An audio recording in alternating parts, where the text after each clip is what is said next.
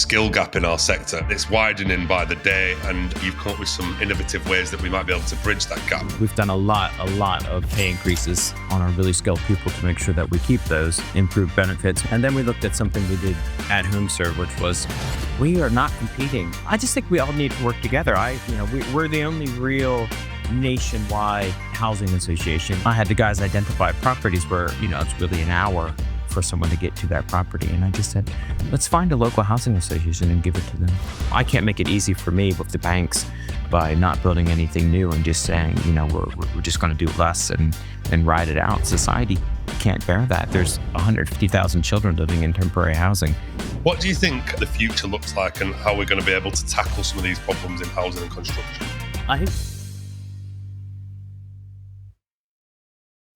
Greg, welcome to the podcast. Yeah, it's great to be here. I'm looking forward to it.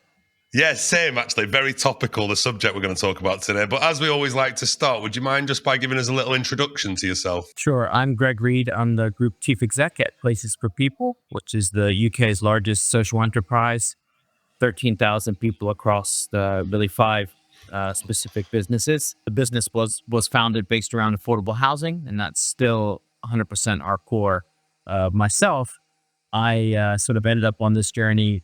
Was born in the U.S., worked in banking, came over as an expat for MBNA, Bank of America, then did some time at RBS, always in sort of lending, retail banking, that type of stuff. I always said the non-fancy banking, the banking that people understand what it is. And then I had an opportunity to go to HomeServe to really work in a new sector. There's still financial services, but if I think about HomeServe, there's also, 1,500 engineers who repair things in people's houses. So it was great to sort of do an insurance / real world combo. And then took some time off, thought about, what I wanted to do to make a difference in the world with the last section of my career. And looked at lots of things. And then when Place for People came along, there was no way I would say no. It's a huge opportunity and a way to really, look after a lot of customers who need help, but also just to drive, society to raise the bar for society generally. Yeah, love that. And thank you for that. The subject for today is the skill gap in our sector, right? And it's widening by the day. And obviously you've come up with some innovative ways that we might be able to bridge that gap. But just from your perspective, what were your observations when you first came into the sector, having been a relative newcomer to the sector, around what those gaps were and your observations around them? I think there's like 2 distinct skill gaps. One is one that, the technical side, the data side, the technology side, a lack of real data scientists and a lack of sort of deep professionals in technology. So some really great people, and there are great people in Place for People who were here when I got here, who are still here. We just really needed to sprinkle in just a little bit more technical knowledge and a bit more data knowledge to basically get. These are data intensive businesses, and you really need that information to push you forward. And obviously AI is going to be a big part of all of our future. And if we don't have the data organized properly, we can't do it. The other part, I would say what we really had a lot of were great housing officers. So a lot of people in the housing business and in a leisure business who could do the doing. They really know all about it. So I was upset for them when I saw people like Michael Gove saying there was, a skills gap around housing officers. And I actually thought, no, these are career people who've been doing this for decades. It's gotten more difficult, but, a lot of the issues that we've seen are not caused by the people on the ground in the communities. They're deeper issues than that. And then, looking a bit back at my old background, there's just a real skills gap on trades. And we had great tradespeople and really, really long tenures. But, everyone knows, and we just got to get on with it with Brexit and with other things. There are not enough tradespeople to get the job done. So some people are really quick to say the government will never get to their 1.5 million pound target because there aren't enough people to build those homes. So we started thinking about that. The first thing we did, which was obvious, was make sure that we were paying competitive salaries across the board. So we've done a lot of pay increases on our really skilled people to make sure that we keep those, improved benefits, made sure that the contract between us and our people was really in a good spot. And then we looked at something we did at HomeServe, which was, okay, let's look at a charitable foundation and academy to really train apprentices and see if we can, go after, because strangely, it's, people always think about gas engineers when they think about tradespeople, and that's a great profession, which is actually, really really well paid, and great people in that. But there are so many other trades and skills that we need, from plasterers to, something I didn't even know, scaffolding. There's just a lot of things that need to be trained at and looked at. And as a sector, someone who has been self-employed, doing jobs on their own versus someone who's going to go work in social housing. You actually need a little bit of different people skills and other types of things to go along with the actual nuts and bolts of how does a boiler work or how do you fix a drain. So that's part of what our our academy is about. It's about teaching those specific technical skills in an accredited fashion that our people or anyone can take anywhere and go get a job, but also those soft skills for working with what sometimes are quite challenging customers, and increasingly a lot of vulnerable customers as people age. So how do you deal with those customers and make sure they're as comfortable as possible? Yeah. And kind of what experiences did you learn from previous? I mean, you mentioned about the trade one in your previous company, but when you look back through your career, how do those gaps compare to other experiences in other sectors for you, would you say? The thing about skills gaps, and I touched on it just a bit earlier, is whatever sector it is, there's going to be specific requirements on how you work with customers, and customers are always the most important thing. And thinking about my career going from MBNA, where our customer service reps were trained to sort of go the extra mile and to do extra things because it was a business that the margin was high, and so you really want to protect those customers. And Yeah. then watching, going to RBS, which was a little more, mid market, they wanted, our customer service reps to do a little less of that and a little more get off the phone quickly, which is not the best customer experience and was frustrating for me. But you need two different types of people who can do that. I know I'm the type of person, I could not get off. I can't. I've done it. I've been on the phone many times. I can't get off. I want to solve all the issues. And then when I'm done, data protection people would have be upset with me because I would write down the account number. I want to look it up later, make sure it's all sorted, but actually I wouldn't be the right type of person for some call centers at all. I would Mm. be an absolute nightmare and a disaster. So, you need to look at, like, how do you identify the right people? And then you can train, then the technical skills. And, we're doing that now in our call center with people who have a lot of experience, very, very deep experience. And now we're having to sort of introduce the idea to them that, okay, we've been, doing a lot of QA and a lot of compliance listening.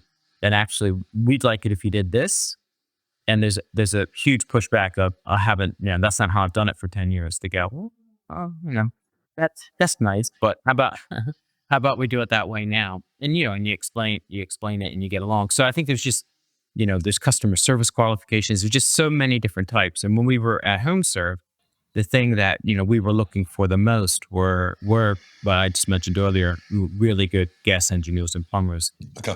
and that was our skills gap, because people wanted to go into those trades, but it's very difficult to be self-employed, as a young person.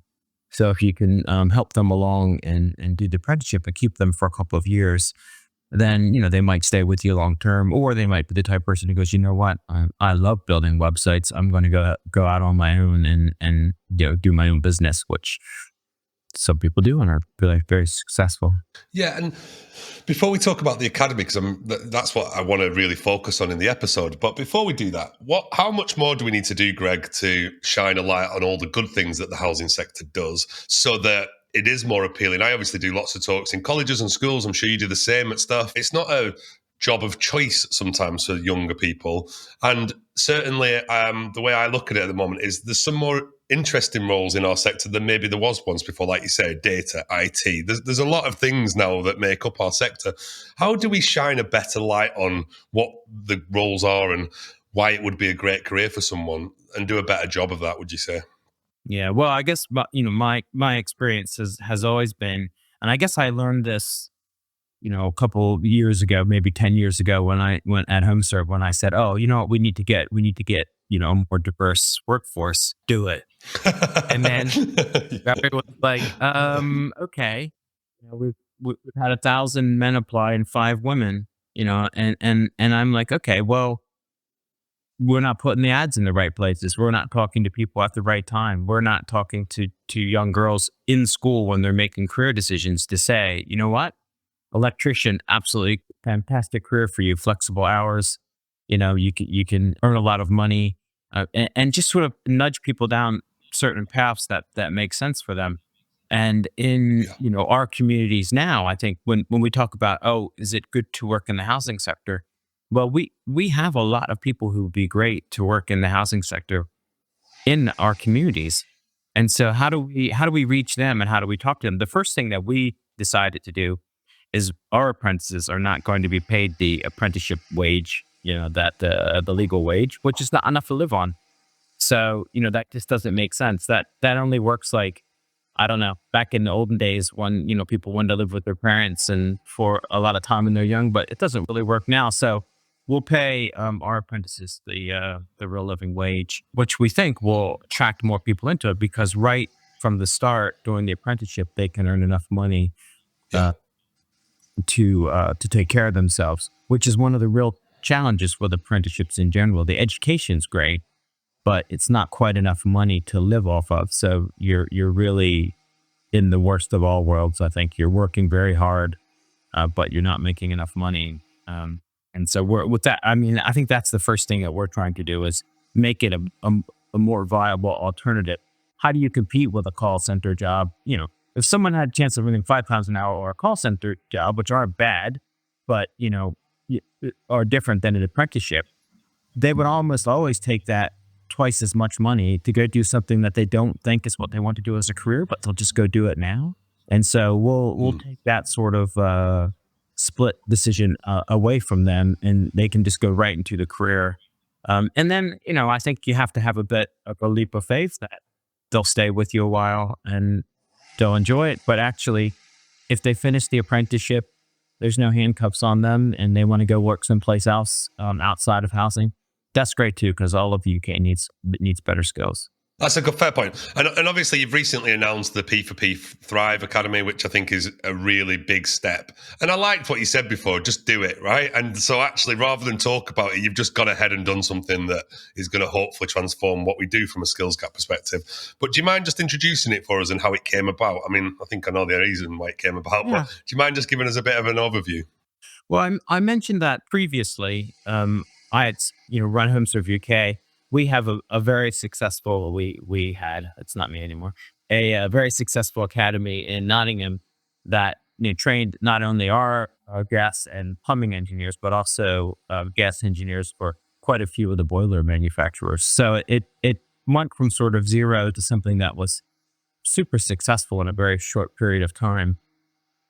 We thought, okay, how do we take that model and really, not do the same thing, but do the things that worked and do it again for the housing sector?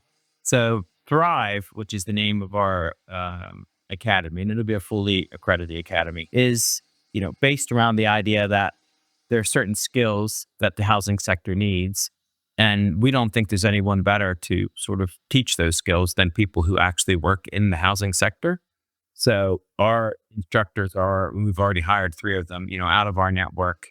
And we're working on making sure they're qualified instructors, and they'll be the people who help out. And I've been really super pleased with a little bit of soft selling by us, not a lot, but just a few sort of events, and me emailing a few CEOs. We've had quite a few housing associations, over 10 now, sign up to take apprentices from the academy, and to put their people in with us. And I don't want to harm local colleges or the people who are training the apprentices now for the sector. So it's not that type of thing. But I do think that we can expand the pool, and we can really, really, really, really, really push on this idea that we can get people out of our communities into this education and then into employment. And so then you just have a better community all around for all of our customers and for those people who've taken those roles. So to me, it's, and I know I'm sure there's a long history of people trying to do things like this. But like you said, we've taken a big swing. It's a big, the academy is a big building. It's one of the headquarters of one of the former companies that we've merged in. It's being refurbed, no expense spared. So there'll be state of the art teaching facilities. And we'll have about 40 satellite locations around the country and in our different areas where we have opportunities to do training. And then quite a big spot in Preston where we have big presence and we have big facility already. So we'll, I think it's coming along quickly, and it's exciting now to see the first sort of classes are happening. The building's not open yet, but there are classes happening at the sort of the satellite branches around the country. Amazing. And look, I love what you say about the community, right? We do a lot of work in the community at the moment talking about employability and skills. And there is we are missing a trick as a sector, not getting into communities and trying to upskill those that want to get into our sector. Because, right, they've got lived experience and actually are perfect to be able to turn into these roles that we talk about. The issue is like, how do they start that journey to get the skills they need to do the role? And so I think it is kind of something that we could fix our own problem with our own community, to be Yeah, honest. definitely. I mean, the government, we have a strategy around thriving communities, and we manage them, we build them, and then we make sure that there's health and well-being, inclusion, education, employment. And the government's strategy now is based around housing, health, and skills, which is exactly what we've been trying to do the past 3 years at PFP. So I was like, fantastic when I saw it. And they've even been using the word thrive, which is part of the strategy. So Amazing. it's exciting. And I do think you just have to it's just like housing. To build a house is expensive, but once it's built, the benefit to people and to the community pays back. And it's been like studied again and again. And it's the same thing with people who are skilled and have a good education. Not only are they all book benefits, which is great, that's good to get someone going in their life, but they also have a skill, and then they become, they're contributing even more to society. And they become better customers. The communities are better. It seems It is. not obvious, but it does seem obvious. But like you said earlier about just do it. It's not something you can go, well, let's see how it goes 3 months. You're going to have to, and I think that's why, one of the beautiful things about PFP, about this business, it's not having a shareholder, having, over 15 billion in assets, and really being able to lean into things and to take your time and to do things, long-term capital. We're doing a development now that, it's going to be 30 years before it's done. You have to have a lot of patience to invest that money, to know that 30 years from now, these houses are what people need, and sort of sprinkle them along the way. Same, but with schools and health facilities along the way. So I'm really excited about it. I think there's just so much opportunity in the sector for people, and what the sector's like. If you talk to people in the sector, everyone's been there forever. They don't. It's not. It's not an easy job, but it's fulfilling. The pay's not the best. It's not top quartile pay. Let's be, No. honest with ourselves. But, you can get done the day and you can think, wow, I'm really making a difference in the world. When I get up and go to work, I understand the point of it. So many times in my career in financial services, I've spent a lot of time trying to create a purpose and to explain to people, here's why you're doing that collections call. Here's here's the overall benefit. Whereas with almost all of our jobs, there's such satisfaction. And if you think about a tradesperson who works in the housing sector, tradespeople, one of the things I've learned about them is they just love going and fixing things. They don't they don't want to sell things. They don't want to have to think about where the parts come from. They don't want to have to fix the van. They just want the right tools and equipment, and to just honestly, they will. We used to have guys at HomeServe they just do so many jobs because they really enjoyed it. But what if, when you're done that day, you think, what did I do? Did I help buy someone a super yacht who's a shareholder? Or did I help, put something back into society to make society a better and fairer place for people? It's really an easy sell. as long as you get the thing that I started out with, right, which is like the K and all that, it's got to be fair for people. But once it's fair, once the economic equation is fair, the benefits are incredible, and you see that, and I think you've seen that. I've seen it just in the fact that you talk to people in our call center. How long you been here? For 25 years. I'm like, okay, wow. Find someone in a bank call center who's been there 25 years. Not going to happen. No, and I think I love that. We need to lean into purpose more because we're not going to sell these jobs on salary alone, right? There's got to be more to it than that. I also think that I love what you said there about these. The reason we don't do some of these things is the world is built around instant gratification at the moment, right? So we want to see results of our actions tomorrow. And I think with some of this like early careers stuff and some of this skills stuff, it's longer term wins. It's like 5, 10 years. And like you said about getting more female trades, well, we've got to stop that at source. So we've got to get into schools and talk to people that might not be in those roles for 10 years. And that's something we're not designed to do certainly in the UK at the moment. It's like, and Amazon changed the way we think about things by everything being very quick. But the skills and employment thing is a nurturing process, and that takes time, in my opinion. Absolutely. And you just have to find a way for people to see their way through that. We talked about women in trades, and women in construction is something that's important to us. And we're big fans and big supporters. But, one of the nice things about our development team and our construction team is just this huge percentage of women. And it's very strange when I talk to them and I say, how do we get some more women, in these roles? And they're like, yeah, women just don't see themselves in these roles. But, they're office roles, they're computer roles, they're meeting roles, anyone could do them. So it's like, wow, what's holding people back? And it is just like you said, that at that moment of inspiration, when someone says, well, I'll go to school. Well, maybe I'll be a teacher, or, well, why don't you be a surveyor? And we have a proud tradition at PFP. Origin is part of our business, which was St. Pancras Housing. And Irene Barclay was one of the founders, and she was the first qualified woman surveyor in the UK. And I just think it's amazing. We know she's number one on the list.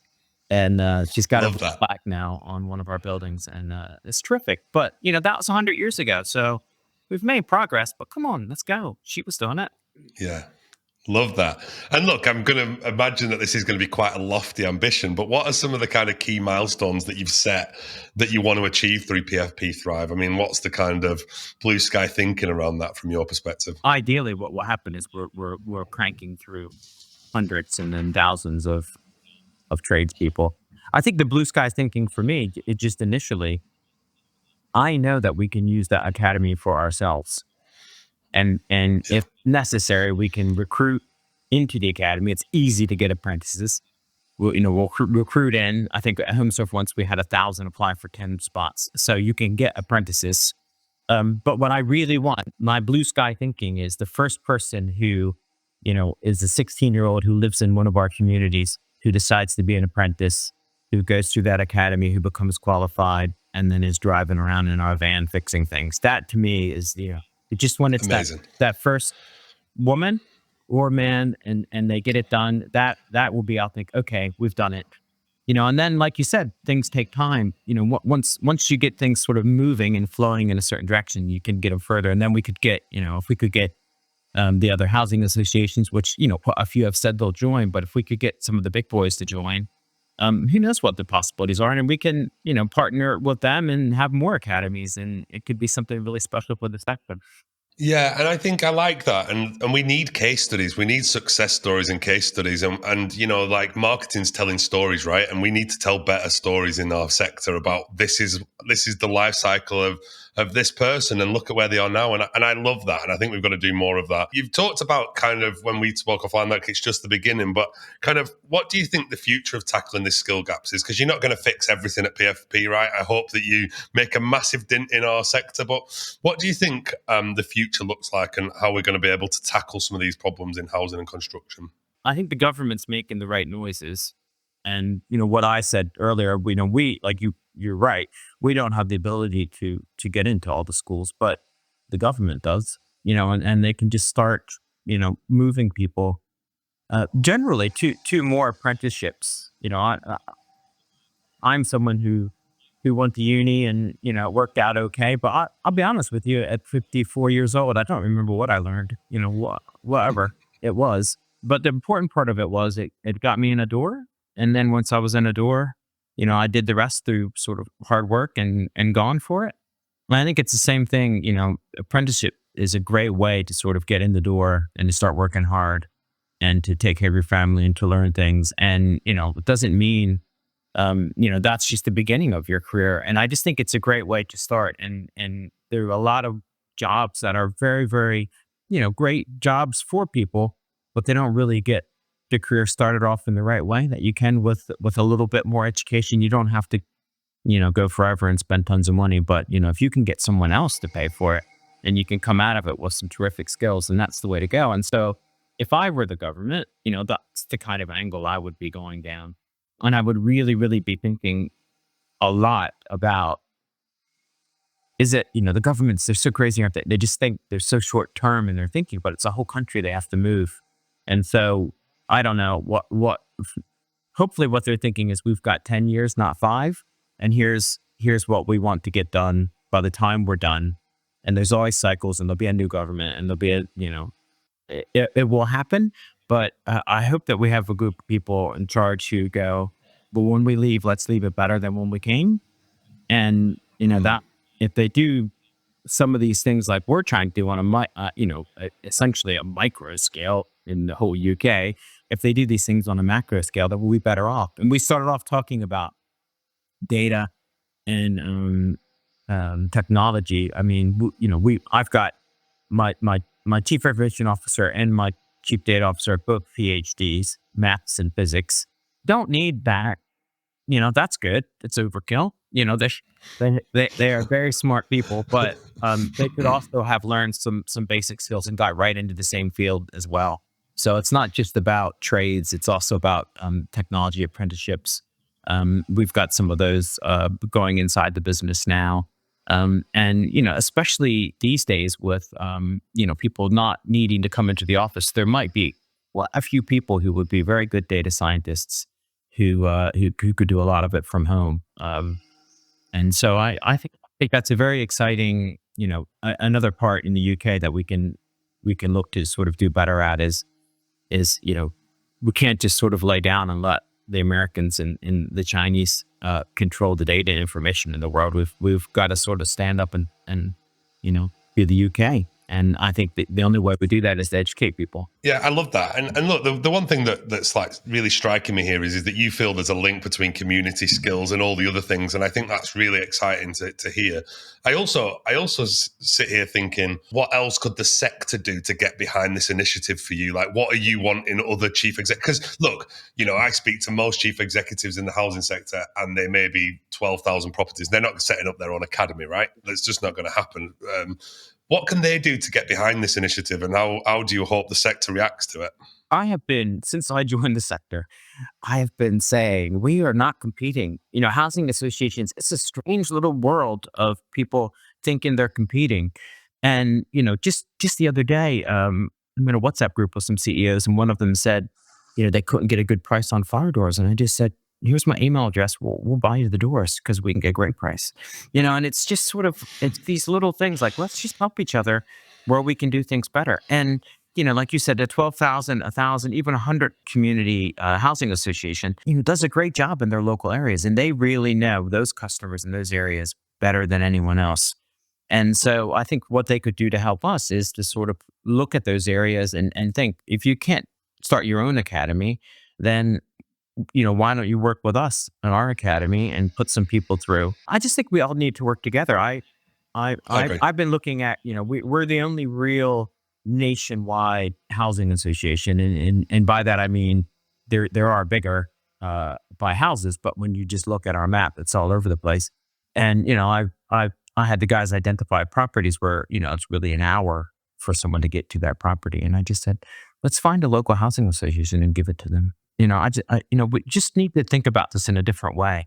We need to think about outcomes, about what's the best thing for our customers and for society, and and try to push towards that. I don't understand the competing, and I don't understand the weirdness of it all. I still I still struggle with it. And I know people are like, sure, I'm not sure I believe that, but we keep trying to prove it. And I just, we need to, Branwen, who Evans, who works with me, who spoke at the labor conference, and she said, what housing needs is everything, everywhere, all at once. And that sounds crazy, but that is what we need. And we need to stop not working together. We need to work together more. And then, I mentioned Origin Housing earlier and St. Pancras Housing. And the other founder there was a guy named Father Basil Jellicoe, who was a rather special individual, back in the early 20th century, sort of coming up with housing and solutions. And he had a saying, which is amazing, which is housing is not enough. And for me, that that is one of our big mottos inside Places for People, and that should be what the whole housing sector thinks. Housing is not enough. And I've had fights with other CEOs who say we need to sort of get back in our box and just do housing and let the government do everything else. Fine, if you want. I was like, but I want to have a great communities. So, I'm happy for someone else to do it, but I'm going to make sure it gets done. And if it's not getting done, we're going to try to do a bit of it ourselves just to nudge it along. Yeah, I love that. And I spoke to an exec director at Home Group the other day that was talking about why aren't we sharing some of our trades resource in areas like you just said, that it's 4 minutes for them to get to that job, but it's an hour for you to get there. It seems crazy. Like that Uber wouldn't do it that way, would they? I'm talking to people about that, and I just find it frustrating. It's a strange one. I said to another big housing association, I said, you've got 1,000 tradespeople, we've got 1,000 tradespeople. Let's put them in a joint venture and give our customers better service. No, 100%. They were absolutely horrified. Yeah, I was like... Greg, we've overrun, so apologies, but I always like to finish it here. What are you excited about for P4P as an organisation now? Like, what's the kind of future look like for you in the role, and kind of what are you excited about in the sector in the next couple of years? I mean, I think the sector should be excited because, whether they have all the answers or not, the new government is friendlier towards the sector, which is helpful. It's just, even for our people, it's like a weight off their shoulders. We can't, when I joined, it was right in the middle of the sort of Michael Gove beating on the sector. And I was like, well, okay, we need some help, but we don't need to be yelled at. We're not the problem. We're part of the solution. We might not always get everything right, but we are part of the solution. And I think that's what the sector, I hear a lot of people say, how do we repair the reputation of the sector? It's like, well, we just need to do a better job because actually what we are doing is special and our people should be very proud. And, there are things to improve on. And so if we can sort of close those gaps, do a little better job of taking care of our existing assets. And then I hear a lot of criticism about, building new things, but that to me is 100% part of our social purpose, and I tell our board that all the time. And in these challenging times, we'll end up this year, I'm certain, building more homes than anyone else because that's what we're supposed to do. That's why we have these balance sheets. That's what this business is for. It doesn't mean you can't. You don't have to take care of your existing properties. 100% you do. There's no excuses there. But you can't circle the wagons and make it easy. I can't make it easy for me with the banks by not building anything new and just saying, we're just going to do less and ride it out. Society can't bear that. There's 150,000 children living in temporary housing. You need to get on it and get this stuff built and push. And, if we all just start moving in the same direction, then we'll get a lot further. Yeah. It's a lovely way to finish. Honestly, I've loved this episode, and I think I'm going to make sure that I shine a light on PfP Thrive with my network, and I hope everyone that listens to the podcast does the same. But what is absolutely something that I've demystified today is just that, like, sometimes people see the larger housing associations as not wanting to help the sector, and it's kind of like their agenda. And I don't agree with that. I think, like, just listening to you and can feel the passion that you have for community. I just hope we can all work together to solve some of these issues because, sometimes we're not going to get government help and we're going to have to find a way to figure this stuff out ourselves. And honestly, I've loved every minute of the episode and appreciate you coming on, Greg. Yeah, no, it's been great. And like you said, it's passion. I don't know, but I really am. I think that we can do great things together, and I'm very excited about the future. So yeah, it's great to talk about it. Yeah, thanks, Greg. I appreciate it. Thank you for listening to another episode of The Hip. If you'd like to hear more from us, please be sure to follow us on your favourite podcast platform. We are also running a 30-minute clinic free of charge to any clients that want to recruit in a more inclusive way. For more information, please reach out to us on our website, andersonjames.com.